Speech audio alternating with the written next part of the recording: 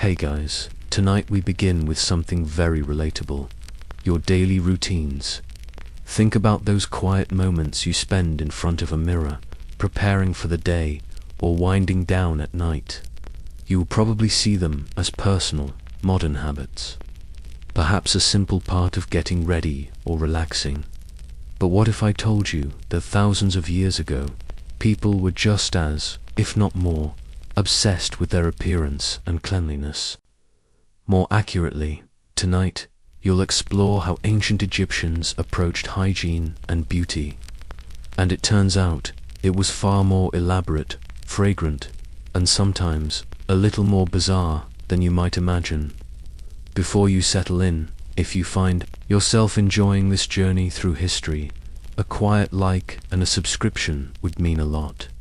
And for those of you listening along, feel free to share in the comments where you are and what time it is. It's truly wonderful to connect with so many of you around the globe. Now, perhaps you'd like to dim your lights, or turn on a fan for that steady, gentle hum. As you get comfortable, you'll drift back in time together to an age where hygiene wasn't just practical, it was sacred, and beauty wasn't just seen, it was lived. Forget your morning shower and fancy soaps. For the ancient Egyptians, cleanliness was a serious spiritual and practical affair, far removed from your modern concepts of a quick wash. It wasn't just about feeling fresh or smelling pleasant. It was about purity in a land where dust and heat were constant companions, and where the gods were believed to favor the clean. You might grab a bar of soap or a bottle of body wash. They reached for natron. This wasn't soap as you know it. There was no saponification process with fats and lye. Instead, natron was a naturally occurring mineral compound, primarily sodium carbonate. Imagine reaching for something that felt like a coarse salt scrub, perhaps a bit gritty against your skin. It was found abundantly in dried lake beds, particularly in the Wadi el Natron, a depression in the Libyan desert, west of the Nile Delta. Its natural alkalinity made it an effective cleansing agent, capable of dissolving oils and dirt. Daily bathing was incredibly common, a routine observed by nearly everyone, regardless of social status. Of course, they didn't have indoor plumbing with running water as you do. Instead, bathing was performed using large basins, often meticulously crafted from clay, alabaster, or stone. Servants or family members would assist, pouring water over the body. Wealthier homes might feature dedicated bathing rooms, sometimes with simple drains leading outdoors. And for many, especially those living close to its banks, the Nile River itself served as the ultimate natural bath, its life-giving waters believed to possess purifying properties. The very act of washing was considered a form of ritual purification. Priests, in particular, elevated hygiene to an almost extreme level, driven by their profound religious duties. Their daily rituals and access to sacred spaces demanded absolute purity. They would wash not just once, but multiple times a day and night, sometimes as often as 4 times, within a 24-hour cycle, to ensure they were ritually clean and acceptable before approaching the gods in temples and performing sacred rites. For them, cleanliness wasn't merely about personal comfort.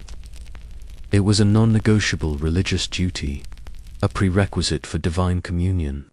Sweat and body odor, even the most natural effluences, were regarded as signs of impurity, not simply unfortunate side effects of living in a hot climate. This rigid adherence to ritual cleansing permeated their entire existence. This deep and pervasive commitment to cleanliness was also intensely practical, a necessity for survival and comfort in a hot, arid environment. Strict hygiene helped prevent myriad skin infections, which could quickly become serious in the absence of modern medicine. It repelled disease-carrying insects, minimized discomfort from dust and sweat, and generally contributed to a higher quality of life.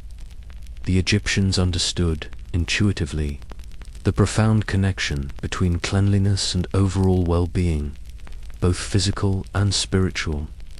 If medieval people often struggled with even basic bathing, their Egyptian counterparts were practically obsessive. Leaving behind archaeological evidence of sophisticated bathing practices, they'd probably look at your casual modern hygiene habits and whisper, "Are they barbarians? Do they not understand the sacred duty of a good scrub? How can one approach the divine with such a lack of diligence?" But cleanliness wasn't just about washing the body. It was about ensuring absolutely nothing lingered, especially unwanted hair. In ancient Egypt, the concept of beauty diverged significantly from many other cultures. Here, bare was beautiful, even desirable. Unlike societies that celebrated flowing locks or abundant body hair, Egyptians, particularly the elite, preferred to be almost entirely hairless. This might seem strange to you, but it was deeply ingrained in their concept of aesthetics, social status, and fundamental health. This preference was partly for hygiene in the relentless heat. Less hair meant fewer hiding places for lice and other parasites, a significant concern in ancient times. It also allowed for more efficient cooling of the body, but beyond practicality, it was a profound status symbol and a religious act. Hairlessness signaled purity, a refined existence, and a closer approximation to the gods, who were often depicted as smooth-skinned and clean-shaven. The less hair you possessed, the more civilized, clean, and elevated you were considered within their social hierarchy. Both men and women regularly removed all body hair, including the hair on their heads. This was a universal practice across the social strata, though the methods and tools varied. They employed several ingenious techniques. Bronze razors. These were surprisingly sharp, meticulously honed implements crafted from bronze, often shaped like small hatchets or crescent moons. They would have been used with water or various oils to soften the skin and facilitate the shaving process, requiring considerable skill to avoid nicks. They also used simple, yet remarkably effective, tweezers made from bronze or copper for precise plucking of smaller hairs. And then there were the depilatory pastes, essentially an early, natural form of sugaring or waxing, predating what you might know today. These sticky pastes were concocted from mixtures of beeswax, sugar derived from dates or honey, and natural resin.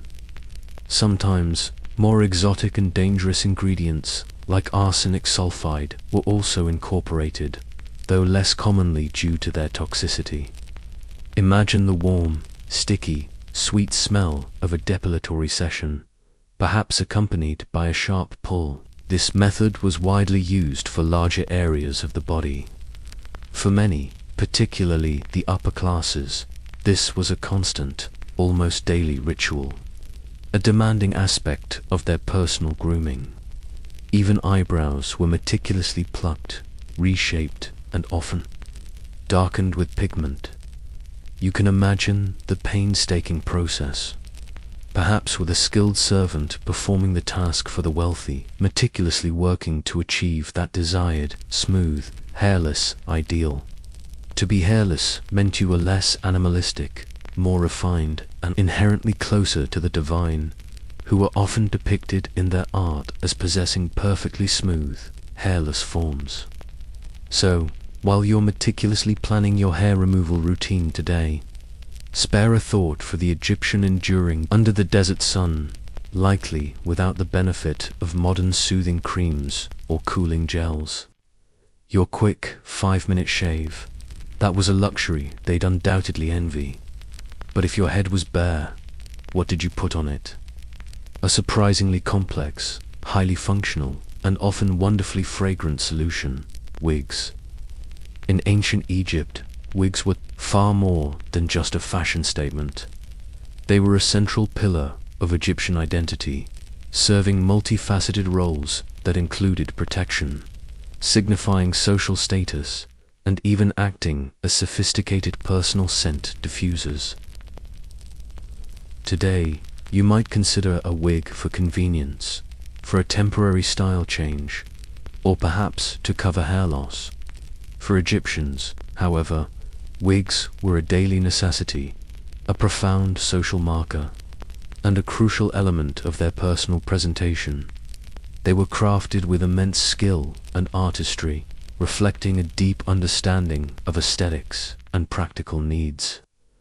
These intricate pieces were typically made from human hair, often sourced from servants or lower social classes, or sometimes even collected after death, plant fibers, or occasionally finely woven sheep's wool.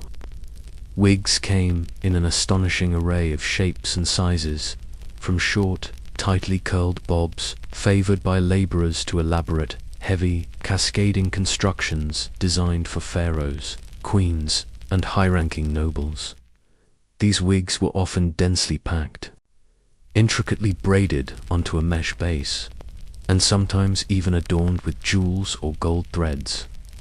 Beyond their aesthetic appeal, wigs served a very practical purpose, particularly in the harsh Egyptian climate. They provided essential protection for the shaven scalp from the relentless desert sun, preventing painful sunburn and mitigating the risk of heat stroke. Crucially, they also acted as a hygienic barrier against lice and other pervasive pests, which were a constant concern in ancient societies. The ability to remove and clean a wig regularly was a distinct advantage over trying to manage natural hair in such conditions. But the true luxury and innovation of Egyptian wigs often lay in their use as personal scent diffusers. Wigs were frequently and heavily perfumed, imbued with aromatic oils and resins. For the elite, a truly unique accessory became a common sight: scented cones. These distinctive cones, meticulously crafted from solid perfumed fat, often beeswax, mixed with precious aromatic resins like myrrh, frankincense, and various flower oils, were placed directly on top of the wig. As the day's heat gradually melted them, they would slowly release their rich, aromatic oils, which would then trickle down through the wig and over the wearer's face and body. This created a continuous, personal cloud of luxurious scent, a mobile air freshener, a potent symbol of wealth, and an undeniable indicator of high social standing. The more fragrant and visibly ornate your wig and its cone, the higher your social standing and personal wealth. So, while you're meticulously styling your hair in the morning, consider the Egyptian noble carefully placing their heavy, often perfumed wig upon their head. Bad hair days? For them, it was probably just a wig adjustment away, perhaps accompanied by the refreshing release of a melting scent cone. With the body cleansed, the hair removed, and the head perfectly adorned, the next crucial step in their ritual was the application of makeup. Ancient Egyptian makeup was far more than mere ornamentation. It was a powerful blend of protection, health, and a profound connection to the divine. Applied by both men and women, across all social strata, it served a purpose that transcended simple aesthetics. Your makeup routine today might be about enhancing features, expressing personal style, or covering imperfections. For the Egyptians, their cosmetics were also sophisticated forms of medicine, a practical shield against the elements, and a tangible way to emulate the gods, who were often depicted with strikingly emphasized eyes and flawless complexions. The most instantly recognizable and iconic cosmetic was kohl, a dark paste applied dramatically around the eyes. This was not just eyeliner as you understand it. It served multiple critical functions. Practically, it helped reduce the intense sun's glare, much like the modern eye black used by athletes to minimize glare from stadium lights. It also acted as a repellent for bothersome flies, which were prevalent in the region. Perhaps most surprisingly, scientific analysis in modern times has revealed that kohl possessed significant antibacterial properties. The lead compounds present in some forms of kohl, when reacting with the skin's moisture, could stimulate the production of nitric oxide, a molecule known to help fight off severe eye infections, a crucial benefit in a land prone to ocular diseases. Black kohl was typically made from ground galena lead sulfide, a naturally occurring mineral mixed with oils or resins to create a smooth, workable paste. It was stored in beautifully ornate pots, often exquisitely crafted from alabaster, wood, or even precious metals. The paste was applied with a thin stick, usually made of ivory, wood, or bone. The distinct lines extended from the inner corner of the eye, often reaching outwards towards the temples, creating that iconic almond shape that still captivates today. Beyond the classic black, vibrant eyeshadows were also widely used. Green eyeshadow, made from ground malachite, a copper ore, was particularly popular in earlier periods of Egyptian history. Its brilliant green hue was not only visually striking, but also associated with the goddess Hathor, symbolizing joy, fertility, motherhood, and the regenerative powers of rebirth. Yellow ochre, another natural earth pigment, was also employed for eye makeup, offering warm, earthy tones. For lips and cheeks, red ochre, a rich, reddish-brown earth pigment, was crushed and mixed with animal fat or resin to create a vibrant stain. This was applied with small brushes made of plant fibers, or even simply with fingers. Next time you apply your eyeliner, spare a thought for the Egyptian grinding minerals and applying it with a small stick, knowing it might also fend off a serious eye infection. Talk about multitasking and beauty with a profound purpose. With their eyes defined and faces colored, the final touch in their comprehensive grooming ritual was often about invoking the power of scent, enveloping themselves in rich, meaningful aromas. In ancient Egypt, the significance of scent was paramount, extending far beyond mere personal pleasure. Fragrance was deeply interwoven with status, religious offerings, and even the sacred journey into the afterlife. To be fragrant was to be considered blessed, pure, and meticulously prepared for both earthly existence and eternal transformation. Your perfumes today are often light, airy, and designed to be fleeting. Theirs were typically heavy and imbued with deep, multi-layered meanings.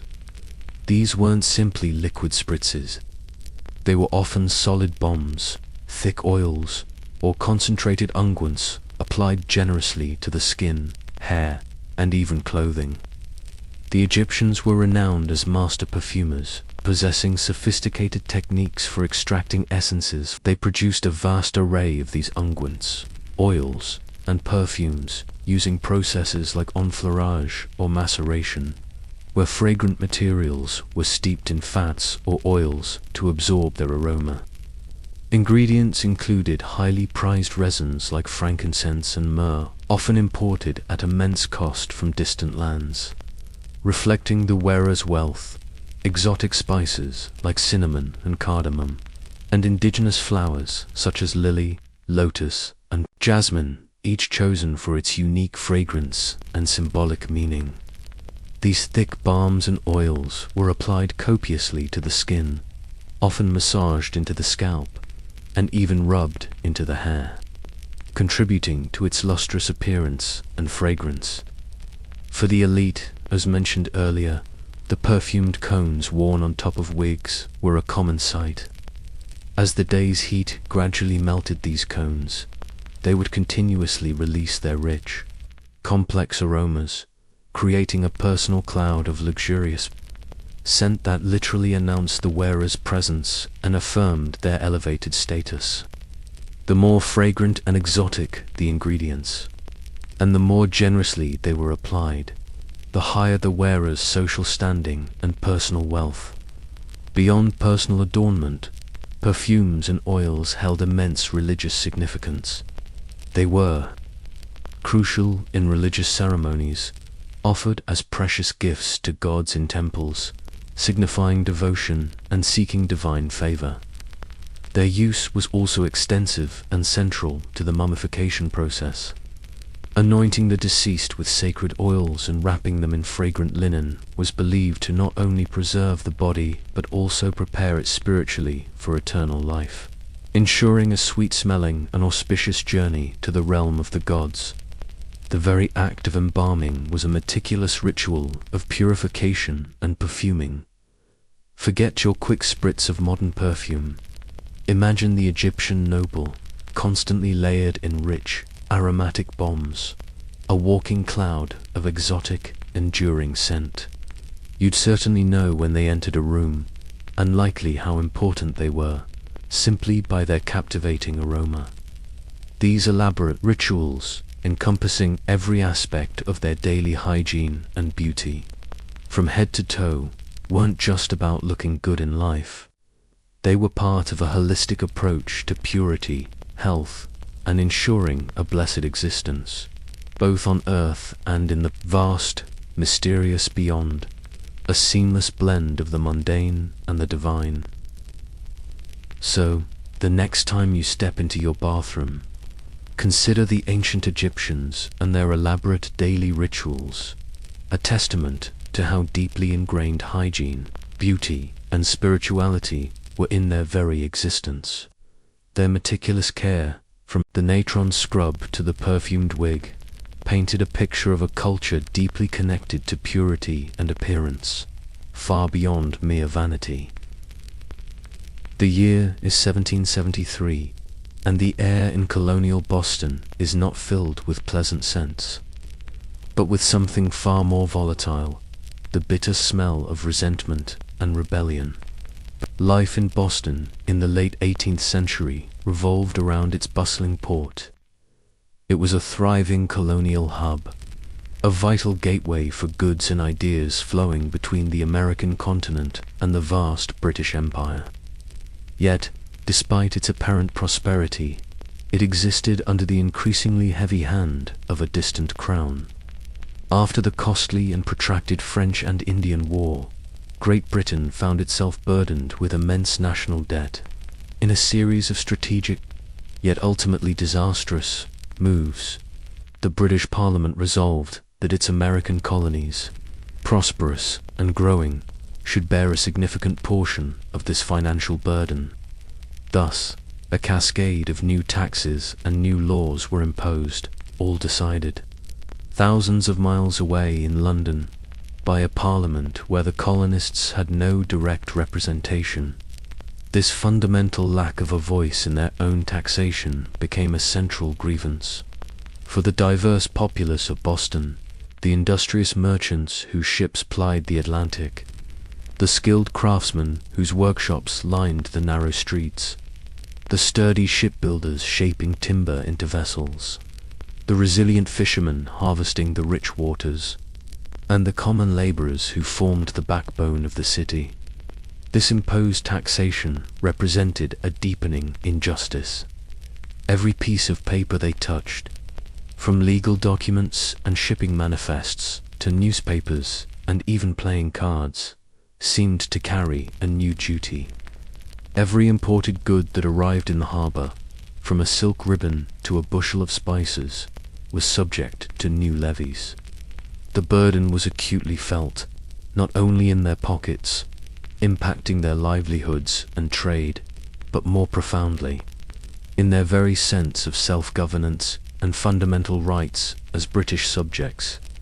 This trend began ominously with the Stamp Act of 1765, a seemingly innocuous tax on almost every piece of printed paper, Though eventually repealed due to fierce colonial opposition, it set a dangerous and deeply resented precedent. This was swiftly followed by the Townshend Acts of 1767, which extended taxation to essential imported goods like glass, lead, paint, paper, and most controversially and persistently, tea. The streets of Boston, its bustling taverns, and its burgeoning print shops became hotbeds of radical ideas.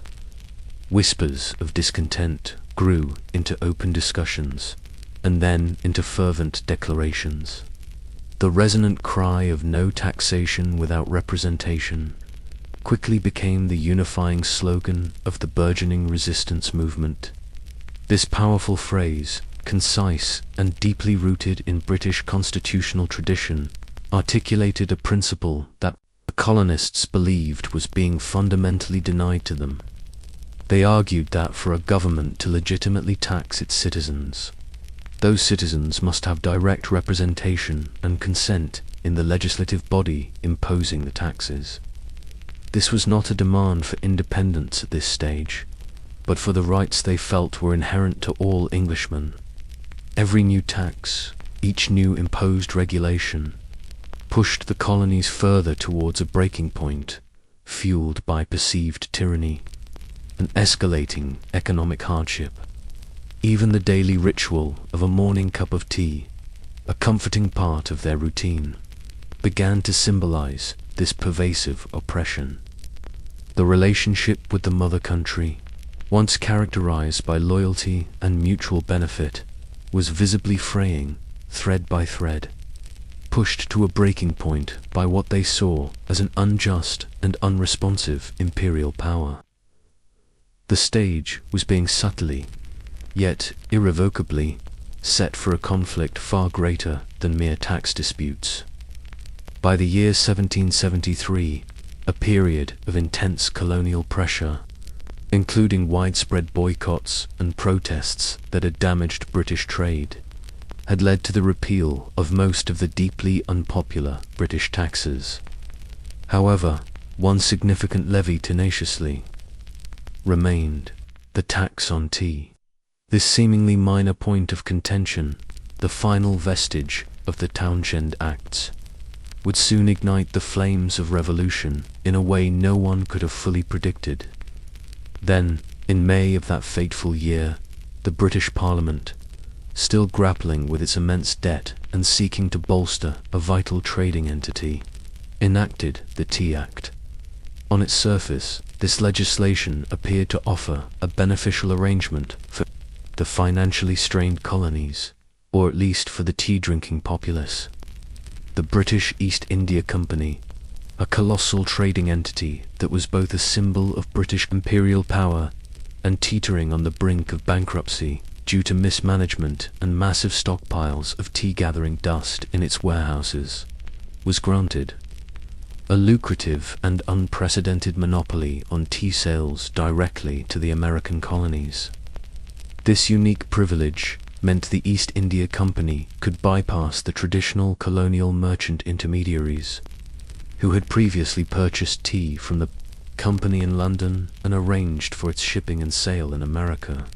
By cutting out these middlemen, the company could sell its tea at a significantly lower price than even the widely popular smuggled Dutch tea, despite the lingering British tax. To an unsuspecting observer, or to a colonist simply seeking a bargain, for their daily beverage, this act might have seemed like an undeniable advantage, a moment of British benevolence.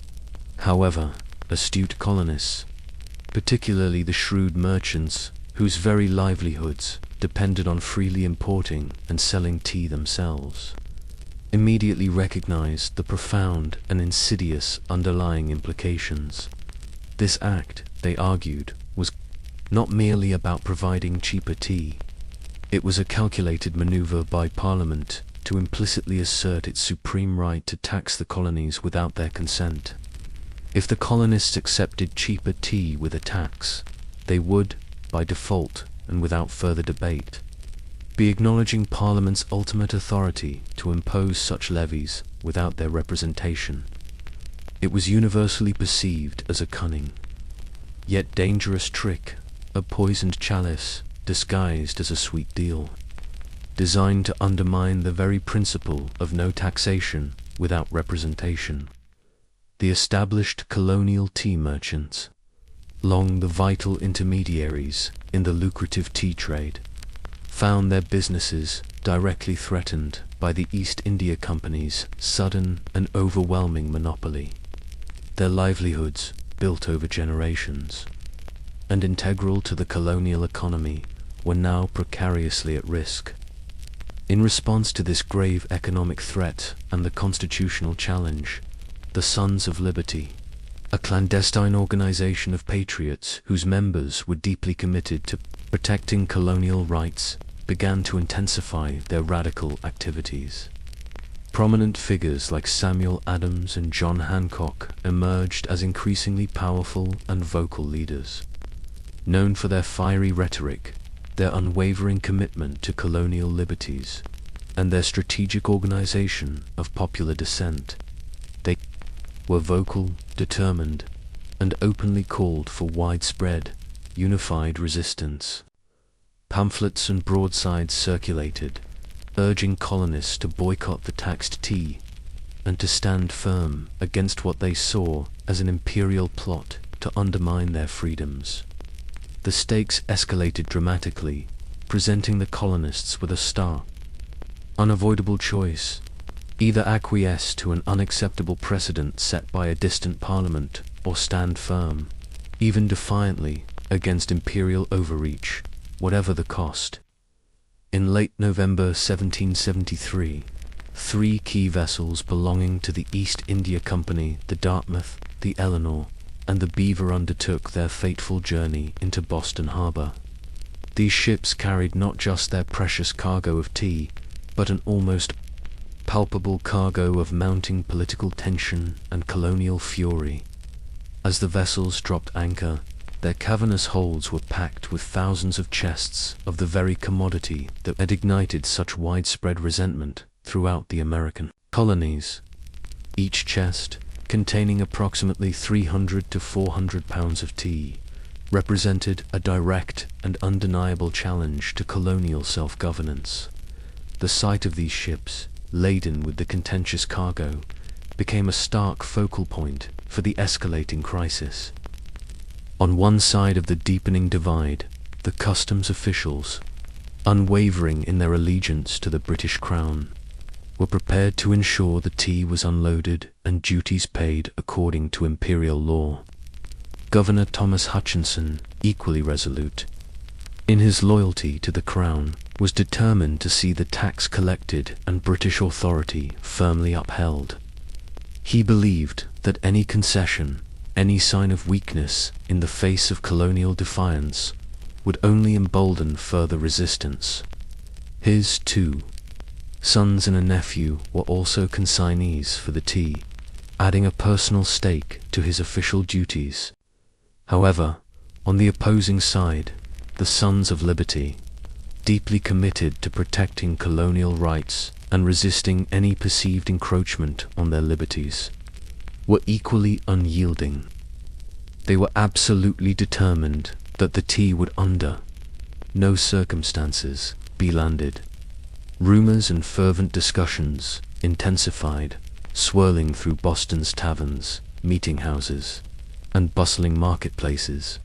If the tea were unloaded and the tax paid, it would inevitably establish a dangerous and irreversible precedent, implicitly confirming Parliament's right to tax the colonists without their consent. Day by day, the 3 ships remained conspicuously in the harbor, transformed into potent symbols of the ongoing standoff. The crucial deadline for unloading the tea, a stringent 20-day period from each ship's arrival, loomed ever closer. According to British law, failure to meet this deadline would grant customs officials the legal authority to seize the cargo and sell it, tax and all. This would effectively bypass the colonists' protest and legitimize the tax by default, a scenario that Sons of Liberty were desperate to prevent. This impending deadline dramatically heightened the collective sense of urgency among the patriots. Public meetings swelled in size and intensity, becoming increasingly impassioned and drawing vast crowds from Boston and the surrounding towns.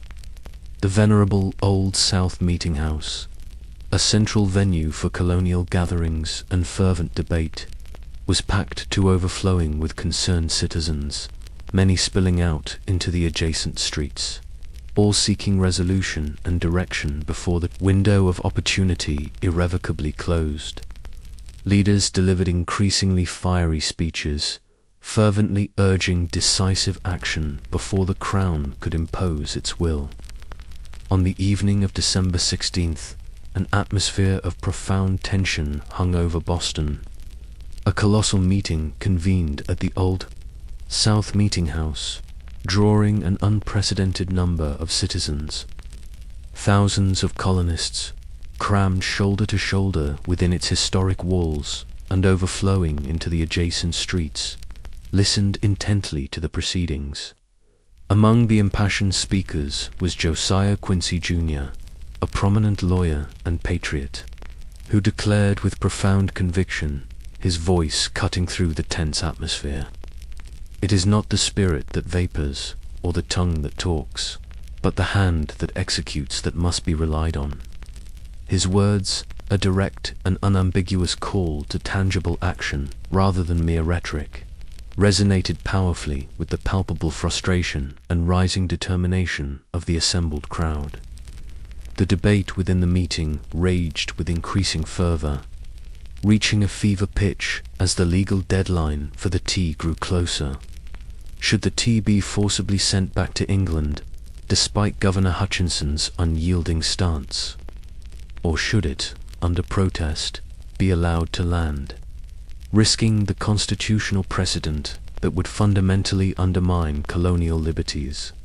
Governor Hutchinson, remaining inflexible and uncompromising in his allegiance to the Crown, adamantly refused to grant the ship's clearance to depart the harbor without the tea being unloaded and duties paid. All conventional legal avenues for resolving the crisis appeared to be utterly exhausted, leaving the colonists in a desperate impasse. A profound sense of mounting frustration permeated the very air, an almost tangible electric energy among the gathered citizens. As darkness fully descended upon Boston, the crowd grew increasingly restless, an expectant murmur rising from the thousands, waiting for a resolution that seemed impossible to achieve through conventional, peaceful means.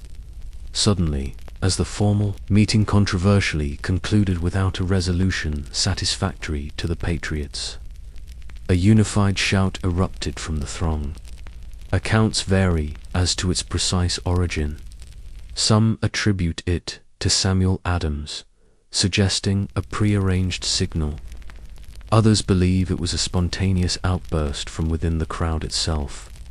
Regardless, the cries of "Boston Harbor, a teapot tonight," or "Hurrah for Griffin's Wharf," pierced the night, echoing through the colonial streets and across the rooftops. A collective roar rose from the thousands, an explosive release of pent-up anger and resolute determination.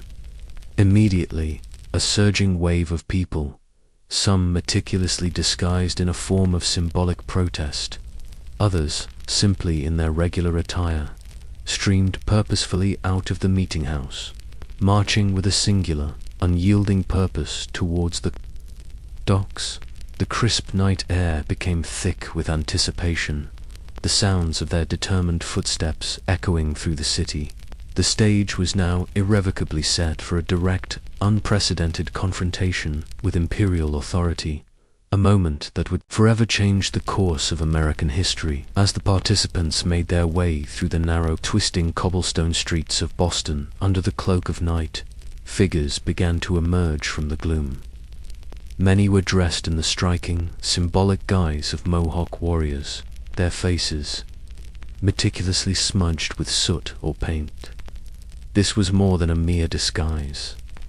It was a profound symbolic gesture, a temporary shedding of their British identity in defiance of the Crown's authority, a visual declaration of their American spirit. Yet, beneath the paint and the rough blankets, these were undeniably neighbors, friends, fellow citizens, perhaps even family members, their figures vaguely recognizable to those who knew them. The disguised colonists, numbering roughly 100 to 150 men, swiftly and methodically boarded the 3 East India Company ships. Anchored in the harbor, the Dartmouth, Eleanor, and Beaver. With determined precision and efficiency, the heavy chests of tea were hoisted from the ship's cavernous holds onto their decks. The air filled with the sharp, resonant sound of axes splitting open the wooden crates, each strike a deliberate blow against British policy, a calculated act of destruction targeting only the symbol of their grievance. Soon, the distinct, earthy aroma of drying tea leaves mingled with the salty temps of the harbor water, creating a unique and unforgettable scent that would forever be associated with that momentous night. The destruction that ensued was remarkably orderly, almost ritualistic, a testament to the discipline of the Sons of Liberty. There was no looting of other cargo, no damage to the ship's structures, and no other property was targeted. This was a crucial point, as it demonstrated their actions were political, not criminal. Only the tea, the potent symbol of Parliament's oppressive tax, was systematically destroyed.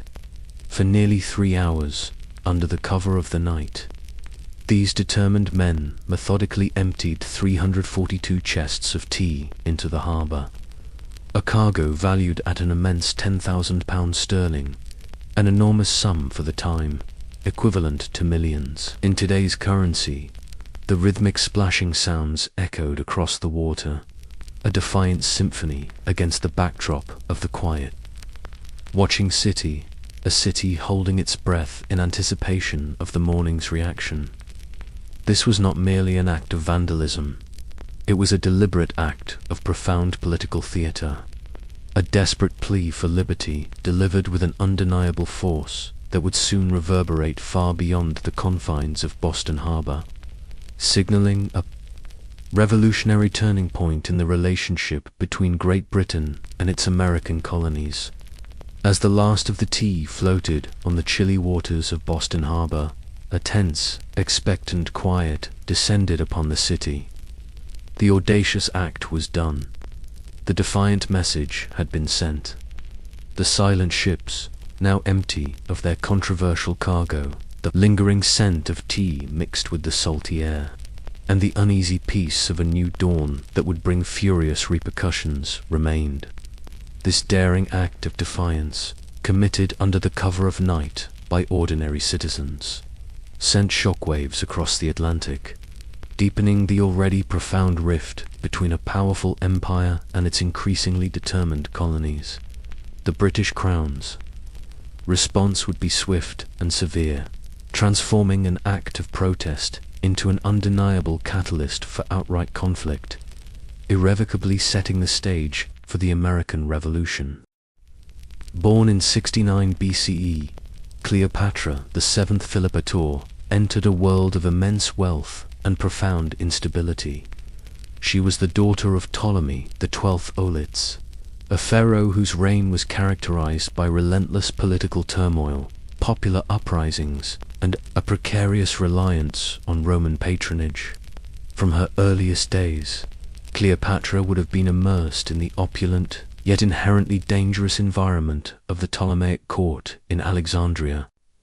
This dynasty, founded by one of Alexander the Great's generals nearly 3 centuries prior, was in a steady decline, a shadow of its former glory, perpetually plagued by bitter family feuds, endemic economic instability, and an ever subservience to the burgeoning power of the Roman Republic. Unlike her Greek-descended ancestors, who often disdained Egyptian culture, The young Cleopatra harbored a profound and strategic understanding of her Egyptian subjects. She distinguished herself by becoming the first Ptolemaic ruler in generations to learn the Egyptian language, allowing her to communicate directly with her people, a revolutionary act that deeply endeared her to them and set her apart. Beyond this unique linguistic skill, her intellect was truly formidable. She mastered at least 8 other languages, including Greek, Latin, Hebrew, and Aramaic, positioning her as a polyglot marvel of her time.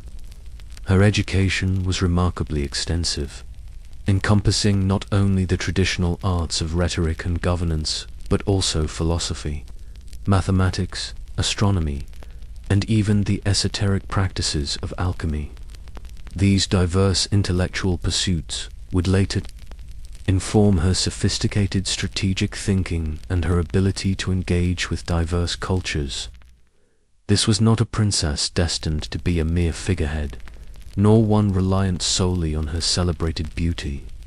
She meticulously honed her mind as her most potent and versatile weapon. The political climate of her youth was fraught with peril. Her father Ptolemy XII faced constant threats to his throne, even suffering an exile to Rome in 58 BCE due to public discontent and the machinations of powerful Alexandrian factions. During his absence, Cleopatra's elder sisters briefly seized power, only to be violently deposed upon their father's controversial return, aided by Roman military force. This tumultuous period undoubtedly shaped Cleopatra's understanding of power's fragility and the brutal necessity of ruthlessness. She witnessed firsthand the consequences of internal divisions and the indispensable, yet dangerous, influence of Rome. The throne she eventually inherited in 51 BCE, upon her father's death, was anything but stable. It was a precarious seat of power, nominally shared with her younger brother, Ptolemy XIII, following a common Ptolemaic tradition intended to ensure dynastic continuity. Yet, this arrangement was far from a harmonious partnership. Powerful court factions, driven by ambitious advisors, rapidly formed around the young siblings, pulling them in violently opposing directions. The political atmosphere within the palace was one of palpable tension, a quiet, dangerous hum beneath the opulent surfaces, ominously hinting that the fragile peace would not endure. The pivotal moment in Cleopatra's early reign, and indeed, her life arrived abruptly in 48 BCE, with the unexpected arrival of Julius Caesar. At this point, Caesar was not merely a Roman general. He was the undisputed victor of a devastating civil war against his rival Pompey the Great, who had fled to Egypt seeking refuge. Caesar, having just pursued Pompey across the Mediterranean, landed in Alexandria with a dual purpose: to conclude the civil war by dealing with Pompey, who was, unknown to Caesar, already assassinated upon landing in Egypt by Ptolemy XIII court, and to demand the colossal debt owed to Rome by the Ptolemaic kings, a sum that Egypt, in its current state of decline and internal strife, could ill afford. In this volatile and uncertain situation, Cleopatra, who had been shrewdly observing Roman politics and anticipating potential shifts in power, recognized Caesar's arrival not as an insurmountable threat, but as a singular, golden opportunity. By this time, she had been forcibly exiled from Alexandria by her brother's increasingly powerful advisors, led by figures like the eunuch Pothinus and General Achillas, who now effectively controlled Ptolemy XIII and the kingdom. From her exile, Cleopatra astutely understood that Caesar, now the supreme arbiter of power in the Mediterranean, held the key to her restoration. If she could secure his personal and military support, her desperate claim to the throne might become unassailable. However, the challenge remained immense. How could a banished queen, lacking an army and without formal invitation, gain an audience with the formidable Roman general, who was surrounded by his own loyal, battle-hardened guards? The story, which quickly became legendary and captivated the Roman world, speaks of Cleopatra being secretly smuggled into Caesar's palace quarters. Accounts famously describe her being rolled up in a carpet, or, more realistically, a large, discreet laundry sack, carried past her unsuspecting brother's guards and presented as a gift to Caesar. This audacious personal risk, a testament to her profound determination and daring, succeeded brilliantly. When the gift was unrolled, before Caesar, he found not a mere inanimate treasure, but a living, compelling, and highly intelligent queen. The immediate outcome was profound. Caesar, famously captivated not just by her physical presence but by her sharp intellect, her charm, and her persuasive articulation of her claims, agreed to mediate the bitter dynastic dispute between her and her brother. Following this pivotal meeting, the dynamics in Alexandria shifted dramatically, plunging the city into armed conflict. Caesar, now openly influenced by Cleopatra's intelligence, charisma, and unwavering resolve, formally declared his intention to restore order to Egypt and arbitrate the dynastic dispute. Ptolemy XIII and his powerful advisors, enraged by Cleopatra's audacious maneuver and Caesar's direct intervention in Egyptian affairs, viewed this as a profound affront to their authority. They swiftly mobilized their forces, igniting what became known as the Alexandrian War. This was a brutal and unexpected conflict, fought not on distant battlefields, but within the very heart of Alexandria itself. Sounds of desperate fighting filled the narrow streets as Caesar's relatively small Roman force, initially outnumbered and besieged, aided by Cleopatra's remaining loyalists, clashed violently with Ptolemy XIII's significantly larger army. It transformed into a fierce siege of the palace where Caesar and Cleopatra were holed up, a relentless struggle for control of the harbor and vital supply lines. Tragically, in the chaos and fierce engagements, the renowned Library of Alexandria, a repository of immense ancient knowledge, suffered significant damage and partial destruction, a devastating loss for the ancient world. Throughout this protracted conflict, Cleopatra remained an active and invaluable participant, far from a passive queen awaiting rescue. She leveraged her intimate knowledge of Egypt, its terrain, its resources, its people, to assist Caesar, securing crucial supplies for his beleaguered Roman forces and rallying her own scattered supporters. She was a queen fighting not just for her crown, but for her very survival and the restoration of her family's legitimate rule. When Ptolemy XIII's forces were finally defeated, and he himself tragically perished by drowning in the Nile during a desperate escape attempt, Cleopatra's claim to the throne became utterly undeniable. She had secured her position not solely through Roman military might, but through her own audacious gamble, strategic partnership with Caesar, and sheer indomitable will to endure. Her brother, Ptolemy XIV, was then elevated to corolla, but his power was merely nominal. With her rebellious brother eliminated, Cleopatra was now firmly established on the throne of Egypt, her position secured by Roman power. She symbolically shared power with her younger brother, Ptolemy XIV, whom she swiftly married, adhering to the Ptolemaic custom designed to ensure dynastic continuity. However, her true and undeniable influence resided not in this dynastic marriage, but in her deepening relationship with Caesar. Their bond blossomed into a fascinating partnership that was a complex blend of high-stakes politics, profound intellectual companionship, and undeniable personal affection. In 47 BCE, a son was born. He was named Caesarion, meaning Little Caesar. The significance of this birth was immense. It represented a potential heir, a living bridge between Roman and Egyptian power in a way that was utterly unprecedented in the ancient world. This child, born of the powerful Roman general and the Queen of Egypt, symbolized a new kind of geopolitical alignment. While Caesar, now the most powerful man in Rome, acknowledged the boy, he could not formally recognize him as his heir in Rome. Roman law and Caesar's existing marriage to Calpurnia precluded such a declaration, and Roman tradition, generally, forbade marriage to foreigners. Nevertheless, Caesarion's very existence was a powerful statement about the depth and nature of their extraordinary connection, hinting at a future where Roman and Egyptian power might truly merge.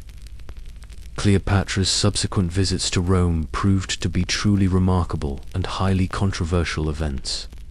She traveled to the very heart of the Roman Republic with Caesarion and a lavish retinue of Egyptian advisors and servants, taking up residence in Caesar's villa on the Tiber, a place of immense privilege and symbolic importance. The Roman elite, accustomed to their own powerful women being confined to the domestic sphere, managing households or influencing discreetly from the shadows, grappled publicly with the presence of this foreign queen. She made no secret of her relationship with Caesar, nor of her royal status. She spoke their language, understood their complex politics, engaged in philosophical debates with their leading intellectuals, and openly asserted her royal authority in a male-dominated world. She was a sensation, captivating many with her intelligence and charm, but also a profound source of unease and outright scandal for others. Her presence fueled rumors and resentment among those who feared Caesar's growing autocracy and saw Cleopatra as a foreign influence undermining Roman values. Through her unprecedented alliance with Caesar, she had not only solidified her own power, but had propelled Egypt into the very center of Roman imperial politics, changing its status from a client kingdom to a crucial, direct ally. The foundations of Cleopatra's power, so recently secured through her alliance with Caesar, were built on shifting sands, inherently susceptible to the unpredictable and often violent tides of Roman politics. In 44 BCE, news reached Alexandria like a thunderclap.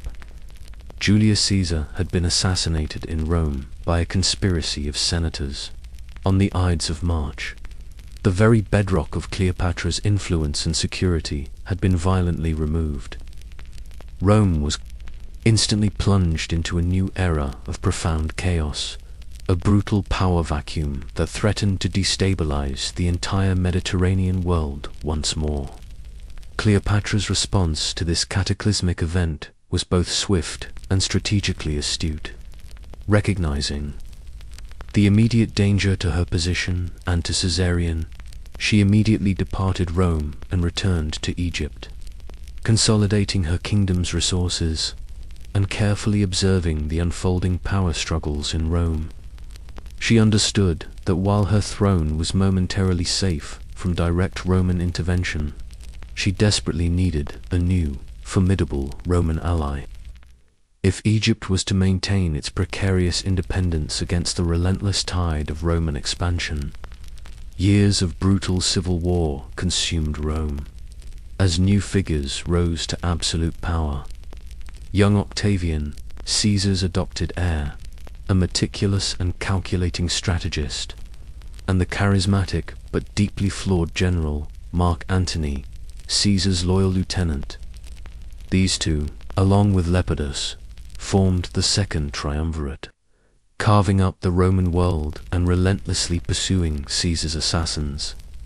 After years of conflict, Antony emerged as the dominant figure in the East.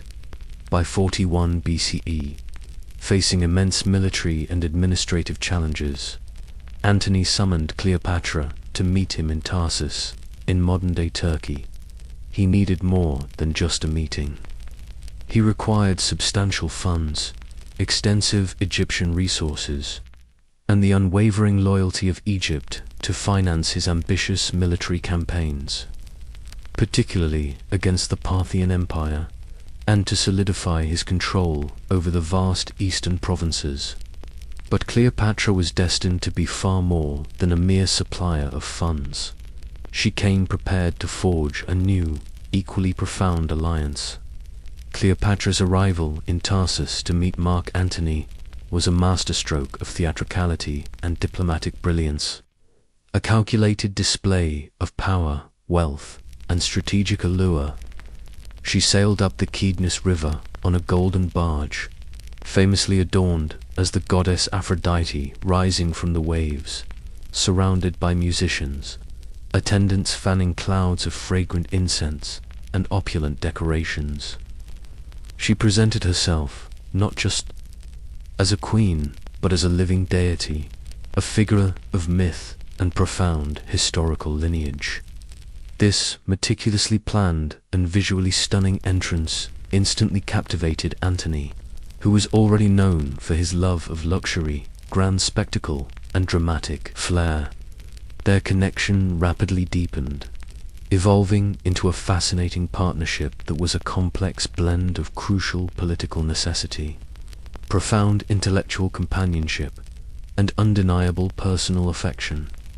They spent the winter together in Alexandria, a period of both intense personal bonding and strategic political consolidation.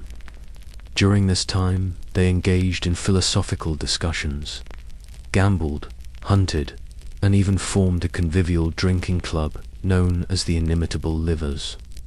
Yet, beneath the veneer of revelry, this was a serious and mutually beneficial political alliance. Cleopatra offered Antony Egypt's immense wealth, its grain, its gold, its strategic location, which was crucial for his military ambitions and administrative needs in the east. Antony, in turn, provided Egypt the Roman protection it desperately needed against rivals and internal threats. Their bond deepened further with the birth of 3 children, cementing their shared destiny and future imperial ambitions. Their alliance became increasingly public and audacious, particularly in the Roman sphere, drawing both admiration and fierce condemnation. In 34 BCE, Cleopatra oversaw the elaborate public ceremony known as the Donations of Alexandria. During this highly controversial event, Antony formally declared Caesarion as Caesar's true son and heir, a direct and provocative challenge to Octavian's legitimacy. He also controversially distributed Roman-controlled lands in the east as kingdoms among Cleopatra and their own children, effectively creating a new Eastern Roman Empire under their joint rule.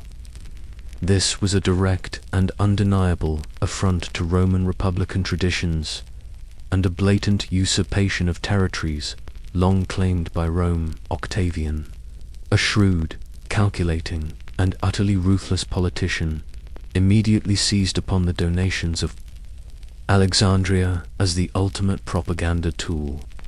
He understood its power to outrage the Roman public and turn them against Antony. He launched a vicious and relentless campaign against Antony, portraying him as a weak, foolish general, entirely corrupted and enslaved by this Eastern witch, Cleopatra. Rumors were deliberately fabricated and spread throughout Rome. Antony had supposedly abandoned all Roman virtues, neglected his Roman wife Octavia, Octavian's sister, and had fallen under the evil spell of an exotic power-hungry queen who, they claimed, sought to enslave Rome itself and move the capital to Alexandria. Cleopatra, however, was no meek Eastern queen to be easily dismissed or confined to the domestic sphere. She defiantly embraced the challenge, understanding that her very public presence and actions were potent political statements. She minted coins bearing her own image alongside Antony's, an unprecedented statement of equal partnership in rule. A direct challenge to Roman patriarchal norms that forbade women from such public displays of power. She openly defied Roman convention, asserting her royal authority, demonstrating that she was not merely a consort or a provider of funds, but a sovereign in her own right, wielding immense political and military power. This direct assertion of female authority in a world dominated by men profoundly disturbed the Roman elite. The tension between Antony and Octavian, fueled by these escalating personal attacks and undeniable political ambitions, grew exponentially. The inevitable clash between their two visions for Rome, Octavian's Western, republican facade, and Antony and Cleopatra's Eastern dynastic monarchy, became tragically certain. The monumental war that had long been brewing between Octavian and the alliance of Antony and Cleopatra finally erupted, consuming the Roman world in its last great civil conflict. In 31 BCE, the climax arrived with the Battle of Actium, fought off the coast of Greece. It was the largest naval battle of the ancient world, involving hundreds of ships and thousands of men. A high-stakes gamble for ultimate control, with the very fate of two empires, the Roman Republic and the Ptolemaic Kingdom of Egypt, hanging in the balance. As the monumental battle unfolded, fierce and chaotic, a pivotal and controversial moment occurred. Cleopatra's squadron, comprising approximately 60 ships, perhaps executing a pre-arranged tactical retreat designed to preserve key assets and her royal treasury, broke through the lines and sailed directly for Egypt. Antony, witnessing her departure, made the fateful decision to follow her, abandoning his remaining fleet and ground forces. This withdrawal, regardless of its original intent, was widely perceived by his Roman troops and by history as a shocking desertion, a catastrophic blunder that utterly shattered the morale of their remaining forces. Their fleet, left leaderless and demoralized, was subsequently utterly defeated by Octavian's forces under the command of Agrippa. The dream of their shared empire, of an independent Egypt aligned with an Eastern Rome, began to dissolve before their eyes in the waters off Actium. Following the catastrophic defeat at Actium, Antony and Cleopatra retreated back to Alexandria. The spirit of their resistance, however, was irrevocably broken. Their remaining allies deserted them, and Octavian's legions systematically closed in. Antony, facing betrayal from his dwindling troops and overwhelmed by despair, eventually fell upon his own sword, choosing to end his tumultuous life rather than face capture. He was brought, still alive, to Cleopatra's monument, where he died in her arms. Cleopatra herself was soon captured by Octavian, who intended to parade her in Rome as the ultimate trophy of his triumph, a living symbol of his victory over the decadent East. But Cleopatra, resolute in her dignity and unwilling to endure such humiliation, had other plans. She attempted to charm Octavian, to negotiate for her children's future, and even perhaps to rekindle the magic she had once woven over Caesar and Antony. However, Octavian, colder and more calculating than his predecessors, was immune to her charms, refusing to allow herself to be subjected to public degradation. In August of 30 BCE, Cleopatra made her final, ultimate defiant act. Choosing dignity over humiliation, she took her own life. The most famous account, though debated by historians, suggests she used an asp, a small, venomous snake, to ensure a swift, symbolic, and dignified end. She was found dead in her chambers, surrounded by her loyal handmaidens, her royal robes. Intact, her children, her legacy, were now left to the mercy of the victorious Octavian. As the narrative drifts away from the dramatic final moments of Cleopatra, the profound echoes of a queen who defied every expectation resonate through history. She was a brilliant strategist, a multilingual scholar, a captivating diplomat, and a formidable politician. While her story has often been distorted by Roman propaganda, which sought to demonize her as an exotic temptress, the historical record reveals a ruler of immense power, vision, and unwavering will. The air in Berlin is not filled with pleasant scents, but with the quiet hum of Cold War division, a tangible barrier that has split a nation and countless lives for decades. Before one settles in, should this exploration of history bring a sense of calm or fascination, a quiet appreciation through a like or subscription is always welcomed. And for those listening across the world, sharing one's location and current time in the comments reveals the vastness of this shared experience. Now, perhaps one might soften the lights, or allow a fan to create a steady, gentle hum. As comfort settles, the narrative will drift back in time to a city scarred by concrete and barbed wire, where a seemingly immovable symbol of oppression was about to crumble, not with a bang, but with the quiet courage of millions. Life in Berlin in the late 1980s revolved around an undeniable reality: the city, and indeed the entire nation of Germany, had been cleaved in two for nearly 3 decades. Since August 13th, 1961, the day the Berlin Wall was erected, a stark division had defined existence. On one side stood the vibrant, dynamic, capitalist energy of West Berlin, a bastion of Western democracy deep within Soviet-controlled East Germany. On the other lay the stark, controlled landscape of East Berlin, the capital of the German Democratic Republic, or GDR, a state firmly aligned with the Soviet Union and its communist ideology. The wall was not merely a grim backdrop, it was the omnipresent, defining feature of daily life, both physically and psychologically. Its construction in 1961 was a sudden, brutal act, a concrete scar that appeared almost overnight. Barbed wire, then concrete blocks, swiftly followed by a fortified wall stretching over 155 kilometers, sealing off West Berlin from the surrounding GDR. It became not just a physical barrier, but a profound psychological one, separating families, friends, and severing countless personal and professional futures. The stories of desperate escapes were innumerable.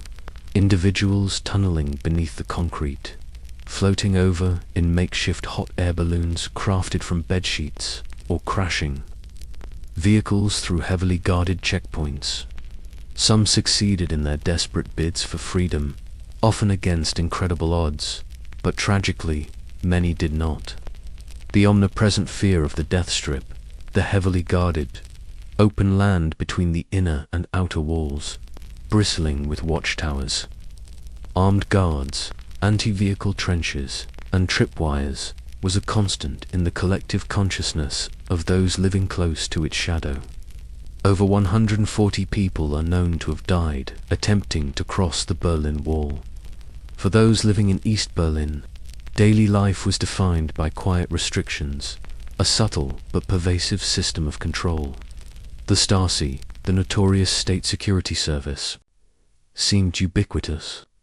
Their presence ensured an atmosphere of pervasive surveillance and a constant undercurrent of fear. Phones might be tapped, mail intercepted, and neighbors were often pressured to become informants, fostering deep-seated distrust.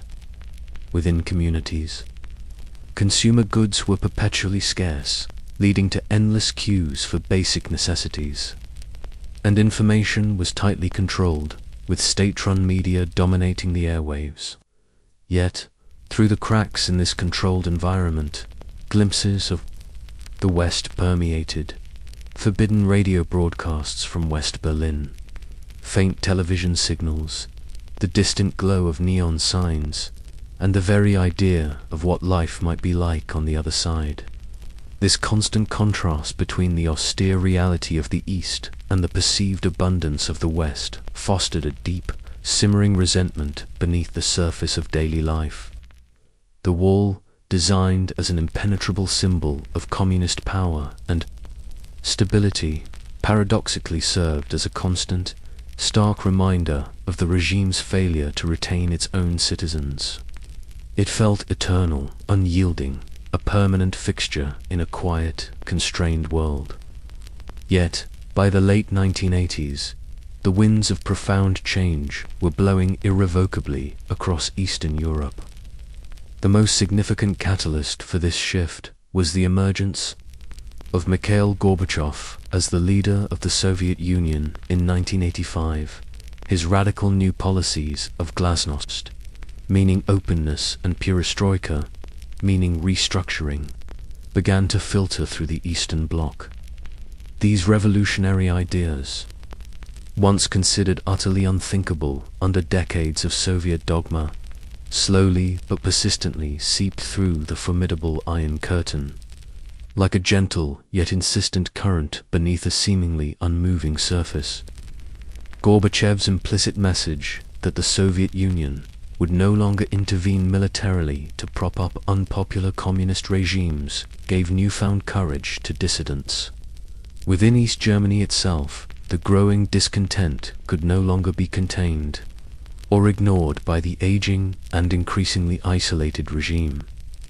Citizens were weary of the chronic shortages, the endless queues for basic goods, the pervasive surveillance, and the fundamental absence of personal freedoms and genuine political participation, instead of the desperate, often violent, attempts to escape over or through the wall.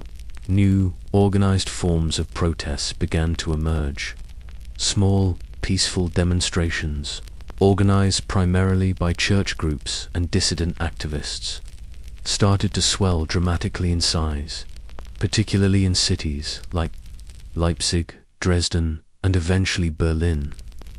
These were the now famous Monday demonstrations, where thousands, then tens of thousands, gathered, holding candles, chanting the powerful and defiant slogan, "Wir sind das Volk," we are the people. It was a quiet, yet undeniably formidable, roar of defiance, growing week by week, demonstrating a collective will that the regime had never faced before. The courage of these peaceful protesters was immense, as they risked arrest and violence. Simultaneously, international pressure on the GDR regime intensified. Western leaders maintained their condemnation of the wall. Figures like Ronald Reagan famously urged, "Mr. Gorbachev, tear down this wall." During a visit to Berlin in 1987, a powerful symbolic challenge, but the most potent pressure emanated not from foreign rhetoric, but from the sheer human longing for liberty itself. East Germans, desperate for freedom, began finding new, less perilous routes to escape. The decision by Hungary in the summer of 1989 to open its border with Austria created a massive exodus. Tens of thousands of East Germans seized this opportunity, fleeing through Hungary or seeking asylum in West German embassies in Prague and Warsaw. The rigid system of the GDR was hemorrhaging its citizens, losing its grip on control and legitimacy. The seemingly impenetrable Berlin Wall, designed as a symbol of communist strength, was paradoxically becoming a stark monument to a failing ideology and an increasingly untenable state. A profound shift permeated the air. A fragile hope that had once been too dangerous to even contemplate, now a quiet, growing hum in the collective consciousness, leading to the brink of something truly unprecedented. Then came November 9th, 1989. The day began with the familiar, uneasy tension that had characterized life in divided Berlin for decades. However, By this point, events were accelerating at an incredible, almost dizzying pace across the entire Eastern Bloc. Mass demonstrations continued across East Germany, growing in scale and intensity. Border crossings were utterly overwhelmed, with citizens desperately attempting to leave the country, creating a crisis for the GDR authorities. The East German Politburo, the ruling elite, was in a desperate and somewhat chaotic scramble to relieve the immense internal pressure and prevent further unrest. They were drafting new, supposedly less restrictive travel regulations, aiming to manage the flow of emigration rather than stop it entirely. Late that evening, many citizens across East Germany were likely glued to their televisions or listening intently on their radios, hoping for any news that might offer a glimmer of hope. A government spokesman, Günther Schabowski, was holding a live televised press conference, a routine event now imbued with extraordinary, unforeseen significance. He was tasked with announcing the new travel regulations, which were, in reality, quite complex and still stipulated requirements for applications and visas for travel abroad. However, during the press conference, a journalist directly asked him a pivotal question: when do these new regulations go into effect? Schabowski, visibly unprepared, flustered, and clearly not fully briefed on the precise implementation details, shuffled through his papers, appearing confused and uncertain. He hesitated, fumbling for the correct information. And then, in a moment of history-altering confusion, he uttered the now famous, accidental words that would irrevocably alter the course of history, immediately, without delay. The phrase hung in the air, a breathtaking statement, a collective gasp, then stunned silence from the journalists in the room. He had fundamentally misinterpreted the new rules, which were intended to be implemented the following day with clear procedures. He had just announced, live on national television, that the borders were open right now. The news flashed instantly across West German television and radio, quickly reaching the East. An electric current of disbelief, followed by a dawning, almost unbelievable hope, surged through the population. Could it truly be happening? Could this decades-long division actually be ending? Hearts pounded with a potent mix of fear and exhilarating anticipation. Within minutes of Schabowski's accidental announcement, thousands of citizens began to converge on the checkpoints along the Berlin Wall, especially at the famous Bornholmer Strasse crossing. People started arriving on foot, by bicycle, in cars, their numbers swelling rapidly. Border guards, who for decades had operated under strict orders to shoot anyone attempting to cross, found themselves utterly baffled and unprepared for the unprecedented human tide. Their standing instructions had not changed, but the sheer size and determination of the surging crowd, peacefully but insistently demanding passage, presented an insurmountable challenge. The shouts of open the gate, grew louder and louder, a collective voice that could no longer be ignored or suppressed by conventional means. The guards, overwhelmed, vastly outnumbered, and crucially, without clear, updated orders from their superiors, found themselves in an impossible dilemma. They had been rigorously trained for decades to enforce the wall, to use lethal force if necessary to prevent unauthorized crossings. But faced with a surging, peaceful, yet undeniably determined crowd, they hesitated. They desperately tried calling their commanders, their superiors, and higher authorities. But no one in the East German leadership was willing to take responsibility for issuing an order that could either lead to widespread bloodshed or unleash what was clearly becoming an unstoppable human flood. The dilemma was immense: open fire on their own people, or risk being overwhelmed. Finally, around 11:30 p.m., at Bornholmer Strasse, the commanding officer, Colonel Harold Geiger, faced with the sheer, undeniable force of human will and the impossibility of the situation, made the fateful decision and gave the order. The distinct clanging of the gates echoed as they slowly, almost hesitantly, swung open. It was not a dramatic explosion, not a thunderous collapse as one might have imagined a symbol of such oppression falling. It was a quiet, almost tentative opening, but its implications were seismic. And then the human tide began to flow, a stream of people walking, then running, then embracing strangers from the other side. They surged through, tears streaming down their faces, some laughing in disbelief, others simply silent, overwhelmed by the profoundness of the moment. The scene that unfolded across Berlin that night was astonishingly peaceful, a testament to the power of non-violent protest. Families reunited after decades of painful separation. Tears flowed freely in the streets, champagne bottles popped in spontaneous celebration. People climbed onto the wall itself, chipping away at the concrete with hammers and chisels, their efforts echoing the quiet, yet profound, revolution. These Mauerspekt, or wallpeckers, symbolically dismantled the physical barrier. It was a moment of pure, unadulterated joy and disbelief. The wall that had stood for so long, a grim symbol of oppression, was falling, piece by piece, not through military might, but through the quiet courage and collective will of millions. A profound sense of unity permeated the air, a powerful human connection overcoming decades of imposed division, a gentle but utterly irresistible force reshaping history.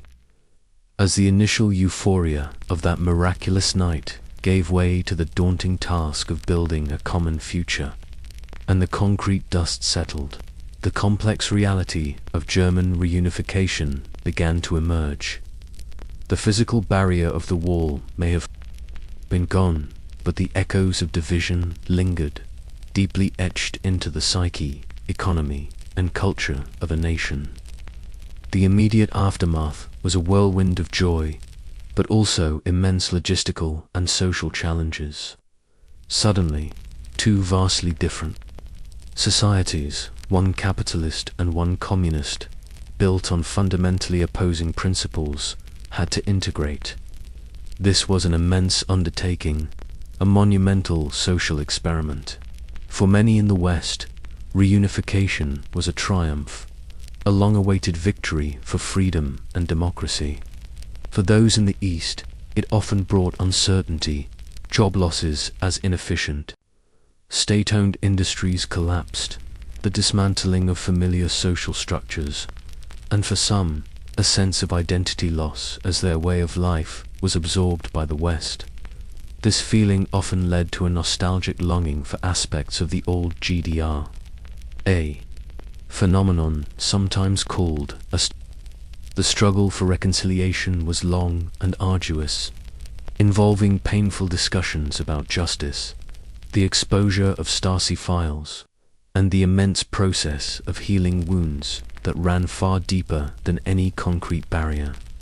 Economic disparities, lingering, distrust of former Stasi informants, and a subtle sense of cultural divide would persist for many years, sometimes even decades. But the fall of the wall also left an undeniable and profound legacy of unity and hope, not just for Germany, but for the world. It taught that profound change could come peacefully, that ordinary people, united in their desire for freedom, could bring down seemingly insurmountable obstacles without violence. It swiftly sparked a wave of democratic movements across Eastern Europe, dismantling Soviet control and fundamentally reshaping the geopolitical landscape of the late 20th century. Today, if one visits Berlin, segments of the wall still stand, not as a symbol of division, but as a stark, powerful reminder of the past, and a vivid testament to the enduring power of human connection and the triumph of liberty. The East Side Gallery, a long stretch of the former wall, is now vibrantly covered in murals, speaking of peace, freedom, and artistic expression, a living monument to transformation. The quiet courage displayed on November 9th, 1989, continues to resonate globally. It whispers to us that even the most formidable walls, whether built of concrete, ideology, or fear, can ultimately be dismantled by the collective will of those who long to breathe free. This event, so recent in historical terms, serves as a powerful reminder of the fragility of totalitarian regimes and the enduring strength of the human spirit. This marks the culmination of our entire historical journey, a series exploring the extraordinary ways people have lived, struggled, and triumphed throughout time, always striving for light amidst the shadows.